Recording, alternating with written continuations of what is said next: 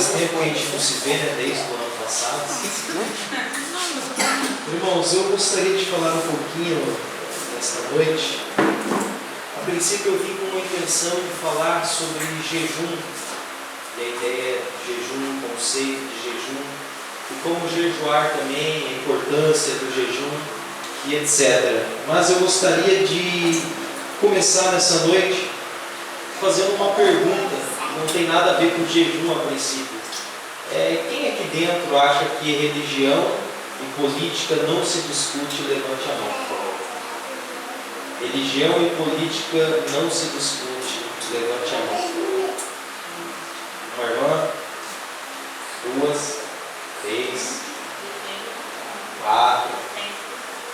Amém. Bom, por que eu fiz essa pergunta? Com o intuito apenas de refletir, somente isso. Porque, pensa comigo, se religião e política não se discute, por que você não vota nulo e branco? Por que você fica preocupado em escolher um candidato? Se religião não se discute, por que você está aqui dentro? O que te faz crer que o cristianismo é uma religião boa? Ou o que te faz crer que você está certo? Porque pensa comigo, se o Estado Islâmico, por exemplo, as pessoas veem aquela matança toda e discordam. Mas e se eles chegarem no Brasil e a política do Brasil concordar com o que eles fazem? Por exemplo, eles estão matando as crianças que têm síndrome de Down. Eles estão legalizando a lei do estupro, ou seja, vocês irmãs podem ser estupradas e não vão ter a quem recorrer. Já pensou se isso chega no Brasil? A princípio dizem que somos uma democracia, mas e se ficarmos que nem a China? No comunismo? Se ficarmos que nem Cuba, o que nós vamos fazer, irmãos? O quanto isso influencia na nossa igreja? Eu penso assim, se você não entende a sua religião, se você não conhece a sua religião, faz bem não discutir. Até porque o que você vai discutir? Se a política não influencia na sua vida, dá para que o povo postando fora Dilma, por exemplo, no Facebook? Outra coisa que às vezes eu fico pensando, e o que a Bíblia diz sobre isso? A Bíblia falou o que dos seus governantes no passado? O que nós aprendemos com os reis de Israel? Com os reis de Judá? Serve para a nossa vida? Eu falo isso, irmãos, porque esse final de semana eu tive um bate-papo com um kardecista. E ali, tentando puxar papo com ele, eu falei, olha, o que a tua religião crê, meu amigo? O que você acredita? Ele falou assim, eu acredito em reencarnação. Eu falei, sério? Ele o que é reencarnação? Ele falou assim, você morre e o teu espírito volta em outro corpo. Eu falei, olha que interessante. Eu falei, mas pensa comigo. Você é um ser humano adulto que nasceu, cresceu, se reproduziu, teve experiências, adquiriu conhecimento. Como que faz esse processo de resetar você, levar você lá para trás de novo e você voltar no corpo de um recém-nascido sem lembrar de nada? Isso não é evoluir. Só se evoluir com entendimento. Você volta do zero de novo. Como que você explica isso?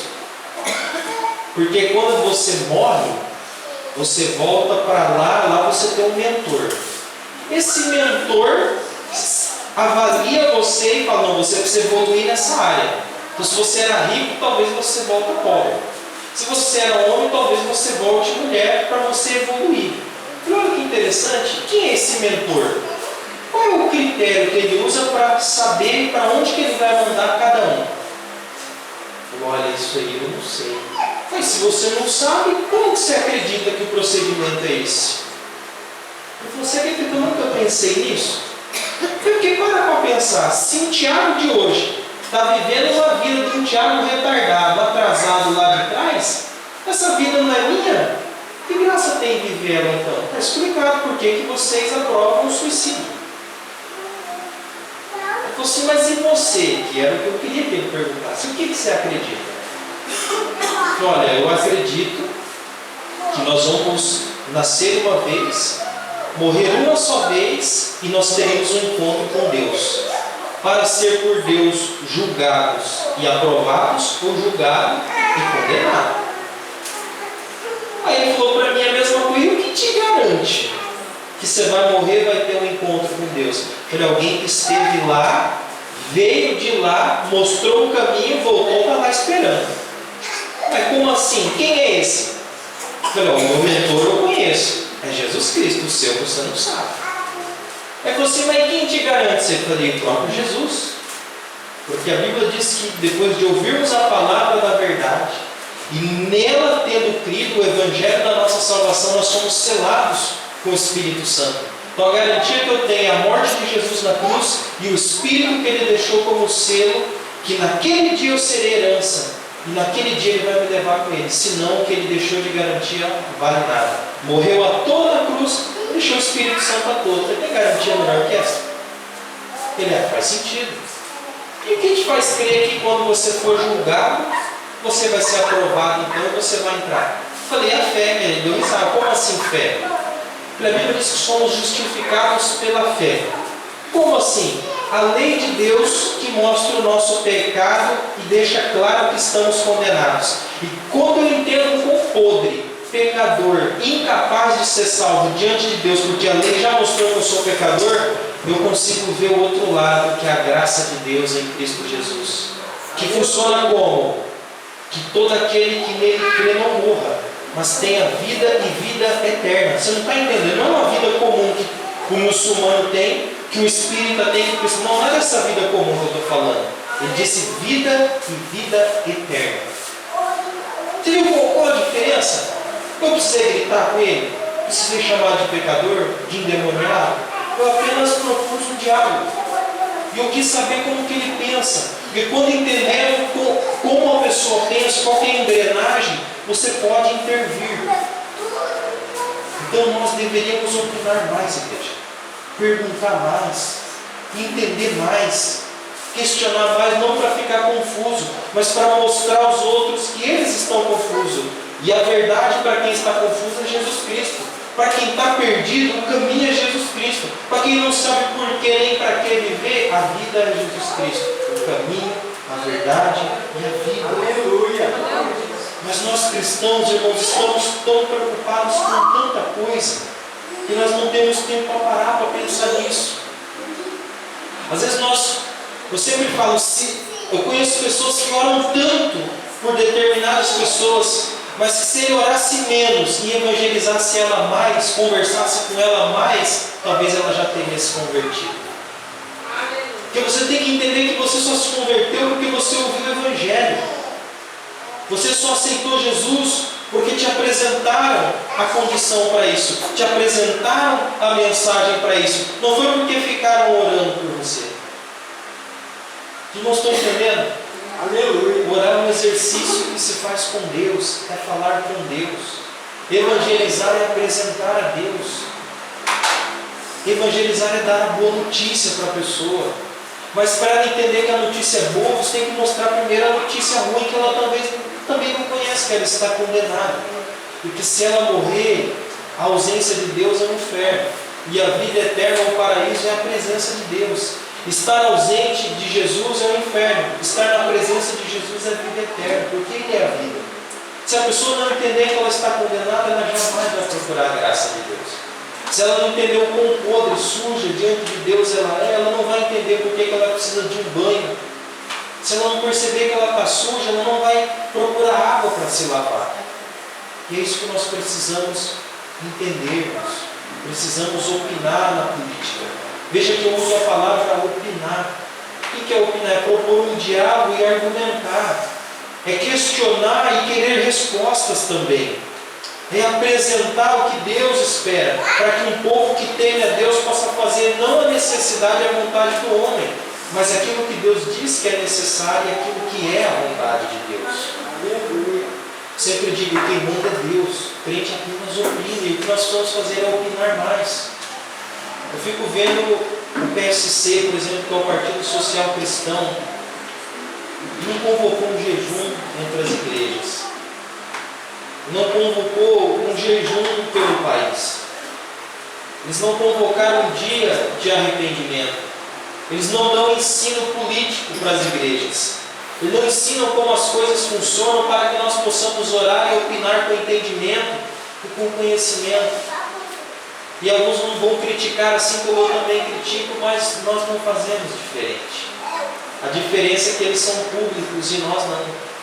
Muitos deles são conhecidos, eu e você talvez ninguém conhece ainda.